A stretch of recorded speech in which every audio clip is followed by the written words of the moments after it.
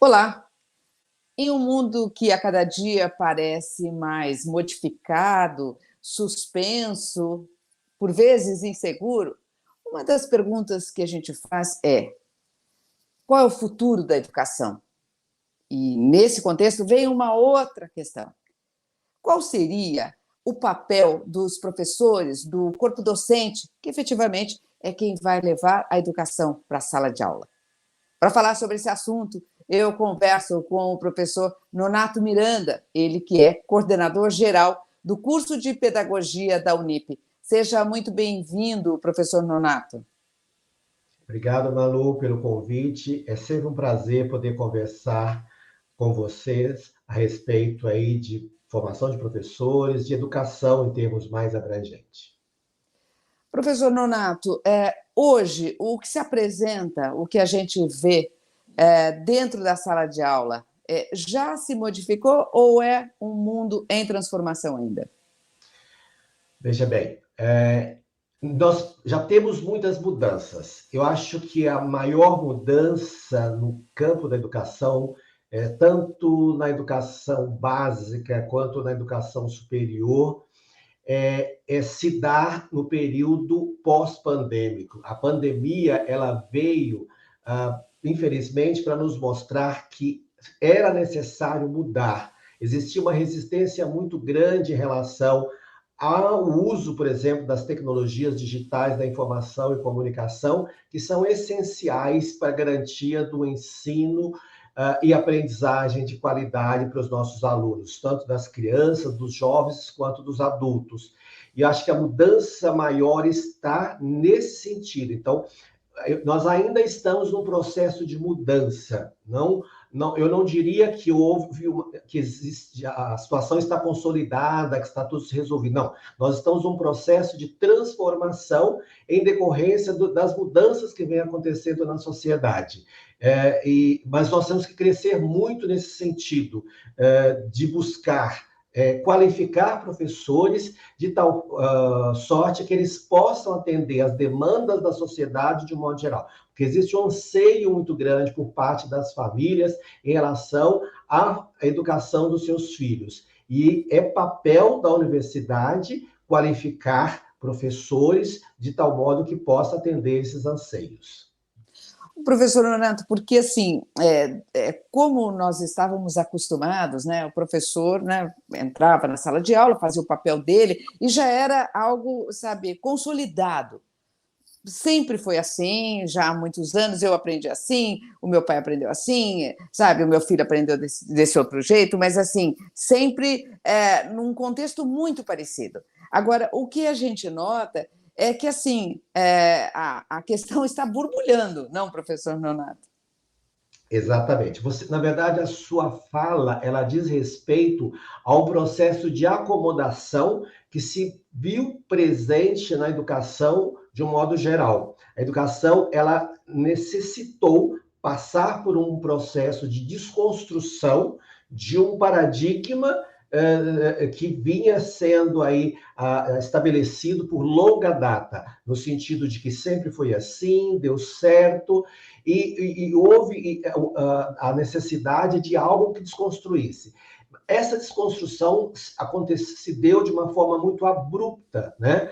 Mas, por outro lado, a partir desse processo aí da pandemia, as pessoas passaram a questionar mais. Eu acho que as famílias, de um modo geral, questionam esse marasmo observado no âmbito da educação, e a educação, por outro lado, quando eu falo educação, são os profissionais que estão por trás dela, são as instituições de ensino, sejam elas as escolas ou as instituições formadoras, no caso das universidades, que passaram a ter que repensar as propostas formativas, os currículos de formação de professores, de tal modo que haja um novo olhar sobre as práticas docentes no âmbito das escolas e das universidades, por que não dizer, né? Isso. Mas esse processo ele está em andamento, está em desconstrução, e as famílias também estão mais inteiradas dessas mudanças e elas têm sido mais proativas na cobrança de uma educação que atenda aos seus anseios, que atenda às perspectivas de mercado, porque mesmo quando você fala em educação básica, educação infantil, ensino fundamental, ensino médio, é fundamental que você pense em que aluno que você quer formar, qual a sociedade que você faz parte dela e qual é a entrega que você precisa fazer para esse mundo da sociedade e mundo do trabalho. Então, a educação, as instituições de ensino, tanto escolas quanto universidades, estão atentas a esse processo de mudança. Eu acho que houve uma transformação muito grande de alguns tempos para cá, mais precisamente a partir da pandemia, que foi a grande desconstrução, quando você coloca que as pessoas estavam acomodadas, sim, estavam. Mas esse processo de acomodação, ele passou por uma desestruturação muito grande em decorrência do que aconteceu. Nós não conseguimos mais voltar a agir da forma que agíamos antes. Então, as coisas mudaram. As mudanças foram rápidas, mas elas ficaram, né? E agora você está tendo, inclusive, que repensar, inovar, para que você possa atender esses novos anseios da sociedade. E o que vem de novo por aí? Veja bem, o que vem de novo, na verdade, no campo da formação de professores, porque aquilo que é essencial, né?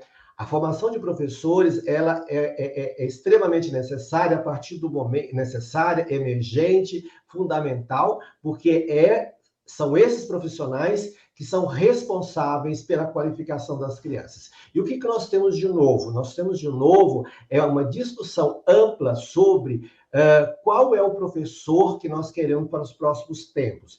Como é que nós podemos pensar num currículo inovador? E a Universidade Paulista está muito preocupada com essa nova proposição e ela tem participado assiduamente de discussões juntamente com outras universidades conceituadas, tanto instituições privadas quanto instituições públicas, mas que estão atentas às necessidades formativas dos professores, às necessidades das sociedades e no sentido de qualificar professores na perspectiva de um currículo inovador, um currículo que esteja realmente atento às necessidades sociais, às necessidades das famílias, às mudanças que acontecem no mundo do trabalho e na sociedade como um todo.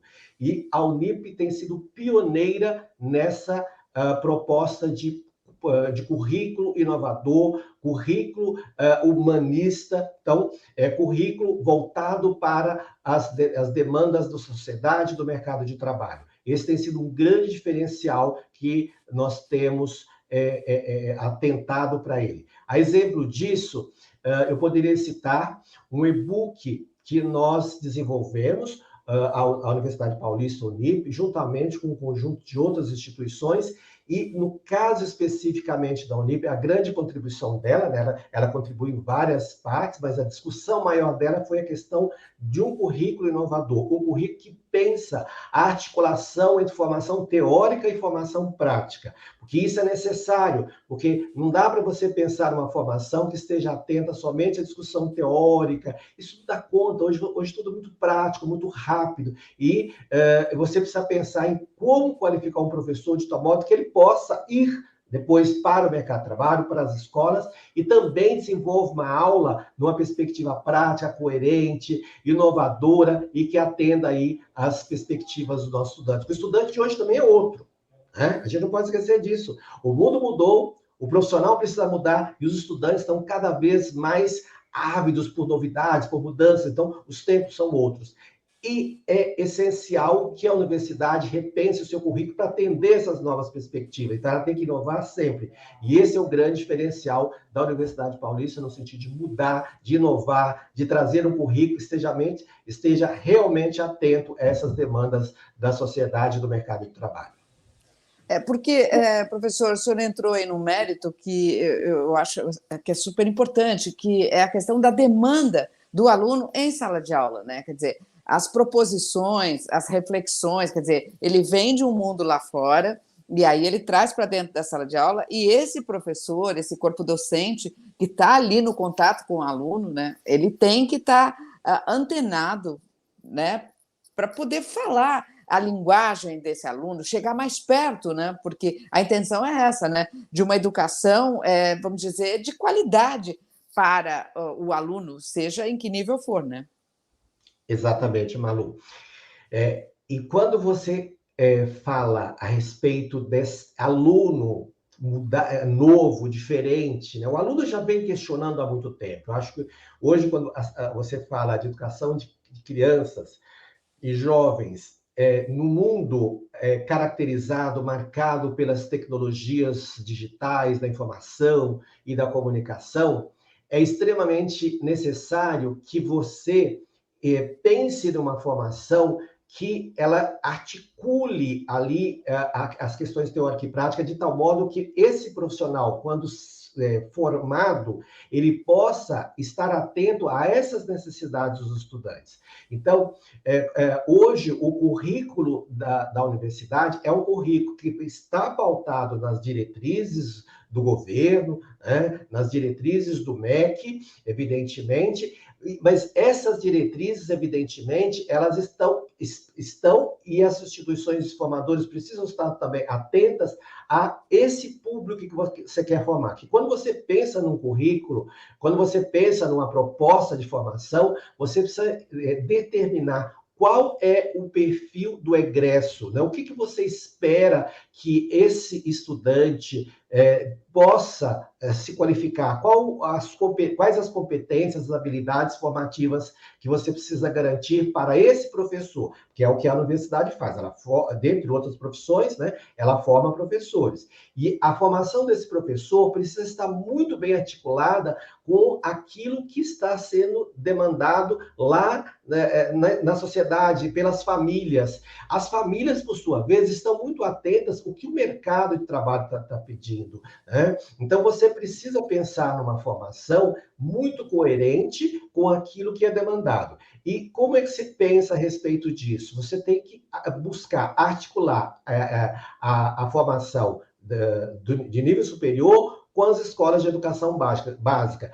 Não dá para você esperar que você desenvolva uma formação aqui e que esse profissional tenha acesso às escolas somente quando ele estiver formado. Não. Essa formação ela já acontece numa perspectiva de articulação entre a educação superior e a educação básica. Esse processo formativo e a interação entre a escola e a universidade acontece desde o início.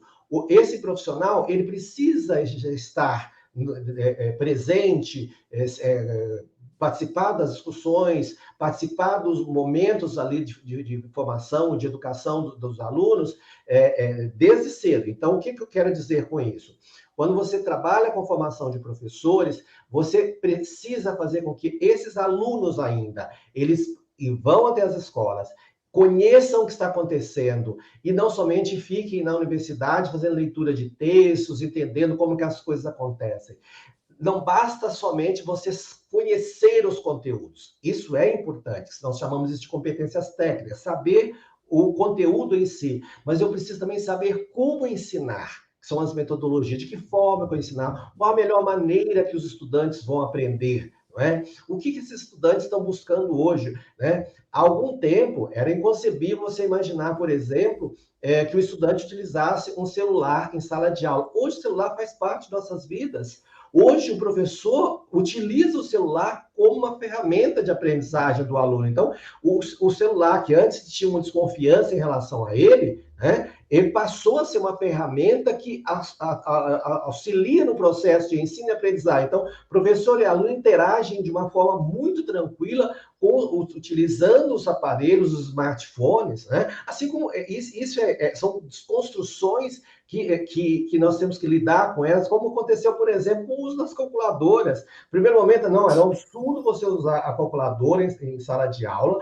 senão o aluno não desenvolve raciocínio lógico, e hoje você vê que ela é uma ferramenta, ela é necessária, né? Hoje utilizam, inclusive, calculadora científica, né? E os smartphones, os livros já não são mais mais livros, a maior parte dos livros são mais impressos, eles são livros eletrônicos, estão dentro dos iPads, estão dentro dos notebooks dos alunos, enfim, dos próprios celulares, dos smartphones. Então, as pessoas leem, elas utilizam outras mídias, outros recursos, ou seja, o professor de hoje, ele precisa estar muito articulado com essas mudanças da sociedade contemporânea, da sociedade pós-moderna, né?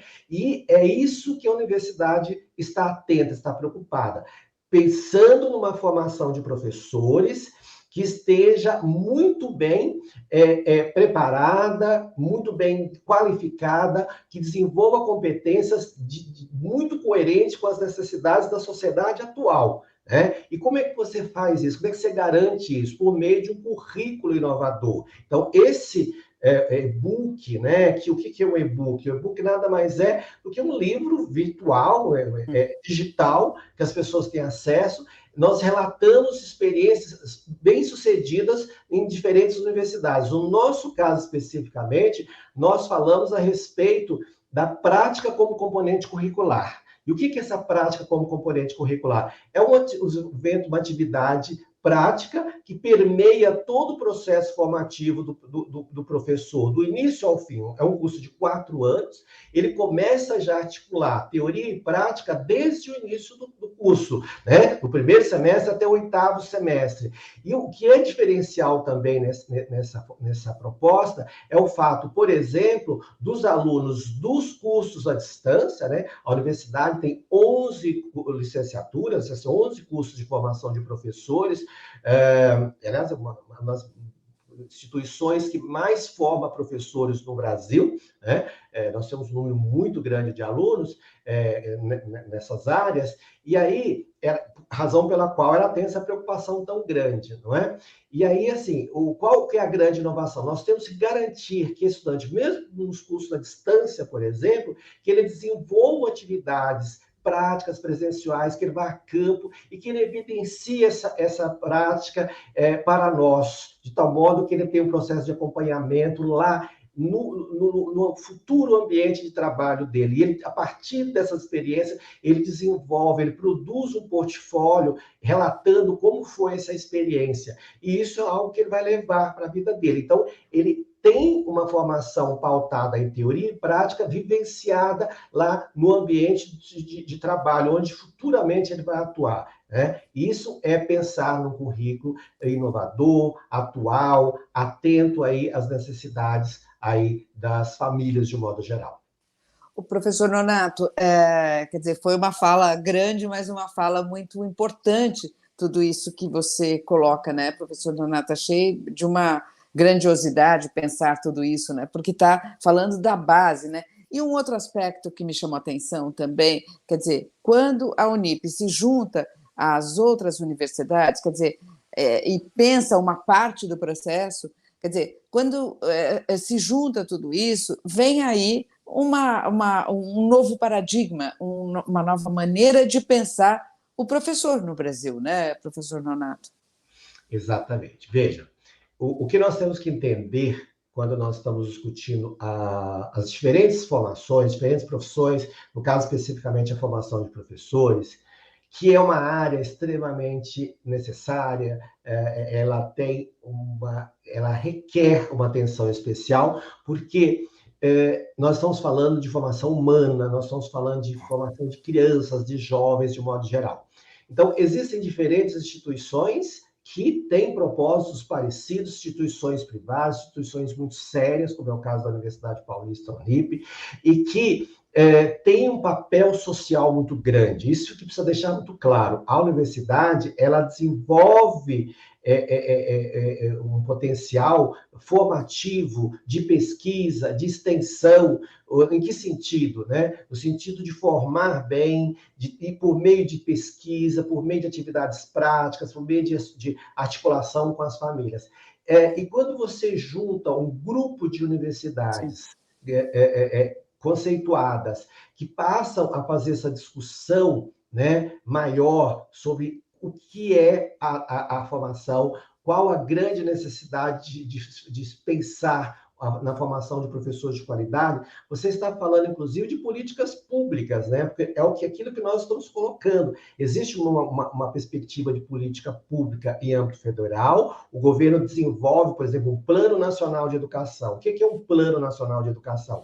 É uma política do governo, um grande projeto de 10 anos que ele define para o Brasil como um todo.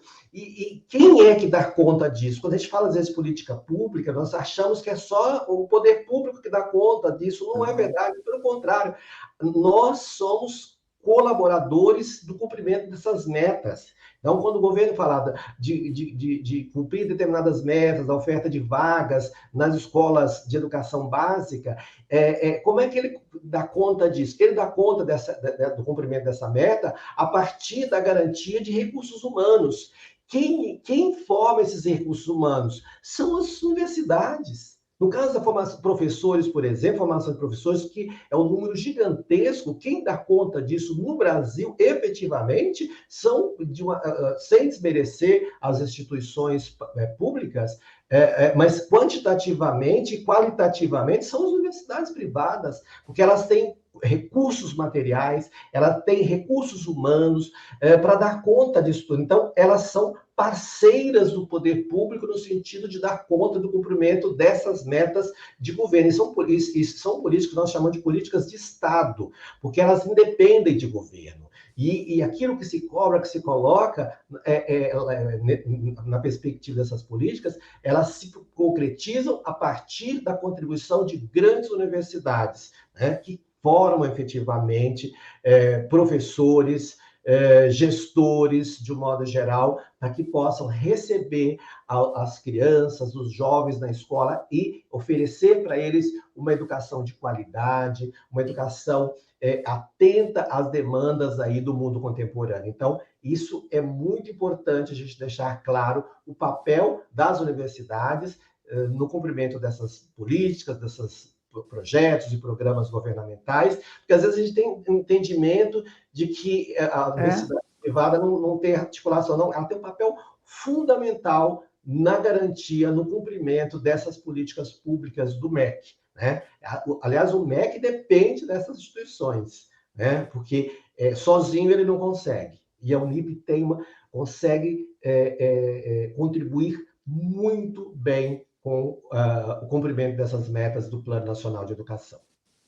O professor Nonato, também me chama a atenção, à medida que você tem, vamos dizer, uma fala tão eloquente, uma fala tão madura sobre esse assunto, né? Uma fala que eu acho que, à medida que você leva isso também para o curso de pedagogia da Unip, quer dizer, você está formando professor e já formando com essa consciência crítica, com essa responsabilidade, vamos dizer, você atualiza esse aluno que sai da pedagogia, né?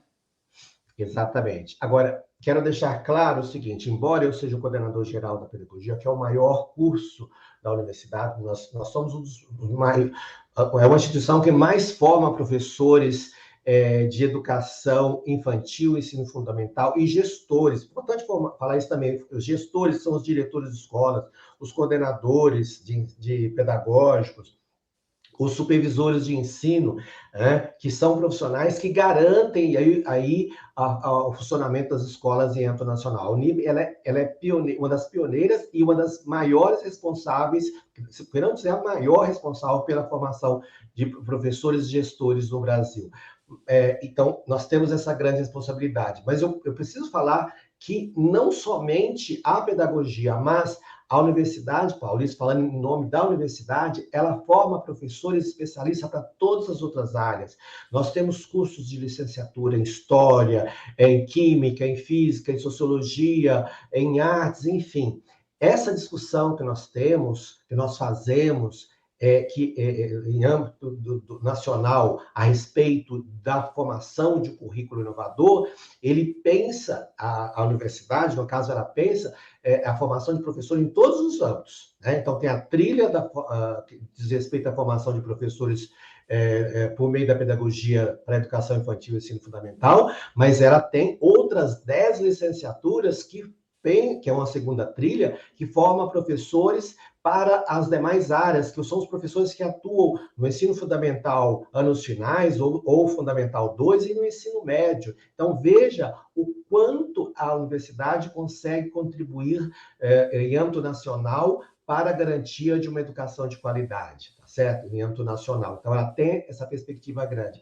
E quando nós pensamos nessa formação, quando nós pensamos no currículo inovador, isso é pensado numa perspectiva macro, né? Em todos os cursos, em todas as licenciaturas. Nós temos um projeto integrador. Isso é importante colocar também.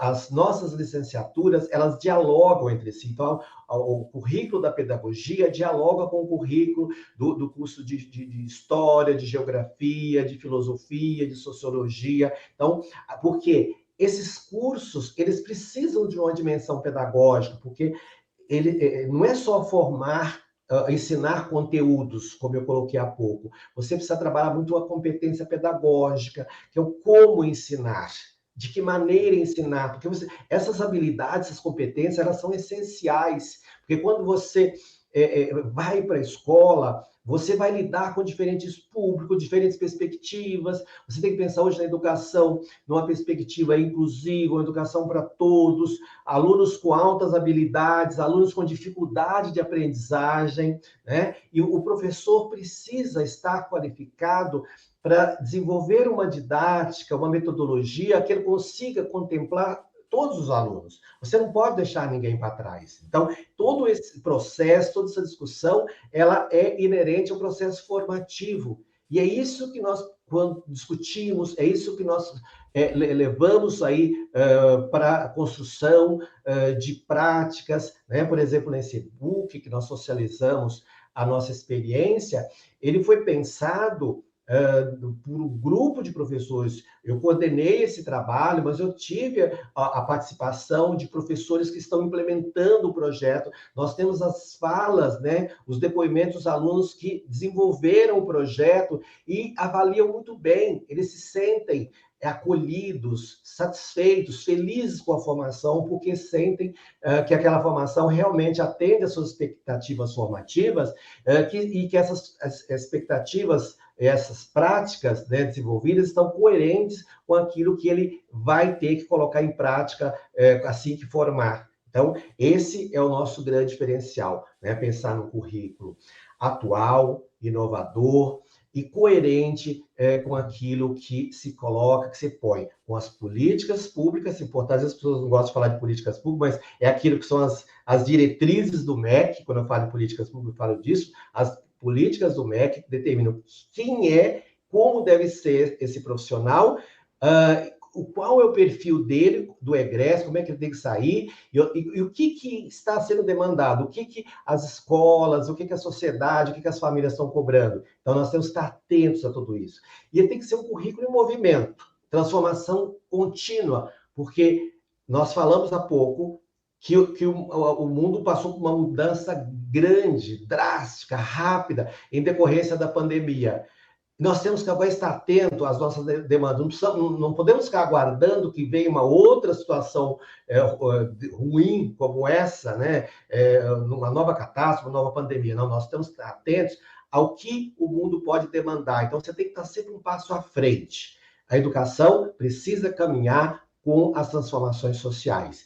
E quem faz isso, quem pensa isso, são as instituições formadoras. É papel delas, é o papel da Universidade Paulista. E ela vem trilhando esse trabalho, esse projeto, com muito compromisso ético, profissional e social e político, de modo geral, né? Já há bastante tempo. Professor, nós estamos chegando aqui ao final da nossa conversa, mas eu só queria pontuar algo que eu descobri essa semana. Eu estava no Uber e o motorista do Uber me contou que ele tem uma filhinha, ela chama-se Luísa, e ela tem 7 meses, e ele colocou, nós estávamos discutindo sobre o celular, né? Até que ponto deixar com a criança e tal. E aí ele estava falando que a filhinha dele, com 7 meses, diante da babá eletrônica, ela já começa a olhar para a babá eletrônica como se quisesse pegar. E outro dia ele se surpreendeu uma criança com 7 meses já querendo colocar a mão no celular, né? Quer dizer, o celular fica ali por causa da babá eletrônica, tem uma imagem ali, né? Então, quer dizer, sabe assim, quando você pega uma criança dessa, com 7 meses, nesse patamar, professor, aí espalha a cadeia e temos que repensar nisso. Então, queria sua fala final nesse nosso 1 minutinho aí. Veja, a, como diz, a sociedade mudou, mas acho que o mundo mudou, o mundo inovou muito. Hoje, e quando eu falo inovação, eu estou falando de a possibilidade de você trazer situações novas sem desconsiderar aquilo que já existe. Não, não é uma inovação disruptiva, é uma inovação que considera o que todos os nossos conhecimentos, do que nós já tínhamos, mas preocupada, atenta, receptiva ao que vem de novo. As crianças hoje, como você muito bem colocou, elas começam desde cedo a viver no mundo tecnológico digital. Isso, e a educação, ela não se dá somente nas escolas, nas universidades, ela se dá na sociedade como um todo, na família, na interação de modo geral. Então, essa criança chega na escola já com uma vivência muito já definida, muito estabelecida com relação à sua interação com esses artefatos tecnológicos, a tecnologia de um modo geral. E a escola, por sua vez, precisa estar atento a isso. Ela precisa criar oportunidades, recursos, e mais do que isso, é necessário uma desconstrução, né? Eu acho que de paradigmas, eu penso que isso aconteceu, mas ainda está em fase de construção, né? De você pensar hoje numa escola articulada com a sociedade como um todo, né? A escola ela não está de um lado, o mercado do outro, e a educação de cada lado. Não. Hoje é um conjunto, é tudo, é uma grande teia. Né? E nos cabe pensar uma formação articulada com essa situação de aprendizagem das crianças, pensar como essas crianças aprendem. Então, esse acho que é o grande desafio que nós temos pela frente. Pensar numa formação coerente e que acompanhe o desenvolvimento humano, que começa com o nascimento e termina com a morte. Eu vejo que a criança de 7 meses já está ali aprendendo a ter uma relação com as tecnologias. Nossas casas, né, de modo geral, estão todas em. Nós temos hoje computadores que faz tudo, liga a luz, liga a televisão, a gente conversa, pergunta a hora, né?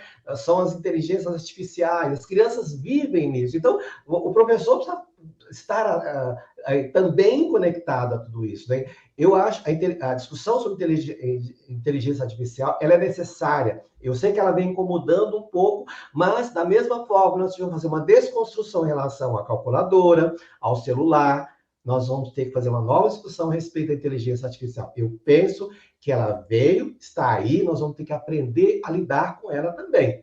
Isso é um outro desafio que nós temos pela frente. Não tem como disso. Professor Nonato Miranda, muito obrigada pela sua partilha, pelo seu tempo e pelos seus conhecimentos aqui. Até uma próxima. Tchau, tchau. Muito obrigado, Malu, pela oportunidade. Até a próxima. Tchau, tchau.